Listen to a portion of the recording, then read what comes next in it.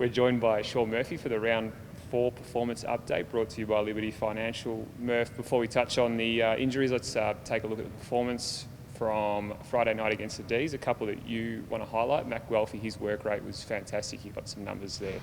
Yeah, so Guelph, he's had a really good pre-season and a pretty good start to the season. He plays a really important role for the team.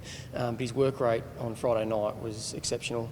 He's covered, his high-intensity run was close to 1,300 metres of our metric, which is really impressive. But his work rate across the whole ground is what sort of stands out from my end. So I thought he was a standout on the night. Peter Wright had another good game. How did he go from a performance perspective for you?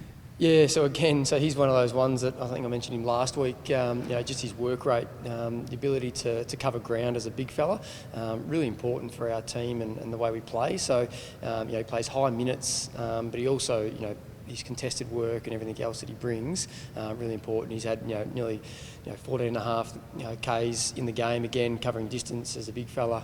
Just an important part of what our structure looks like. So another good output, and he's put a good bank of work the last 3 weeks in.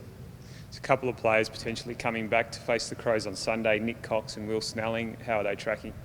Yeah, so we'll start with Snells. So Snells is back into full training this week, so get through main training later in the week and he'll be available to play. Just got to get through sort of full skills, but he's had a really good rehab process and that calf hasn't had an issue. It's been a seamless recovery, so it'll be good to get him out there and playing some games. And Cox is still a test for this week. He needs to get through main skills later in the week. Still working through with that ankle, but he's certainly improved and hopefully he'll be available this week. Harry Jones, is he getting closer to returning? Yeah, so Jonesy's starting to get a good bank of work in now. He will integrate back into main skills this week, and then the plan will be to sort of build him up over the next couple of weeks, and hopefully we'll see him in the next couple of weeks. Kyle Langford and Zach Meredith have undergone surgery for their longer-term injuries. How have they pulled up from that?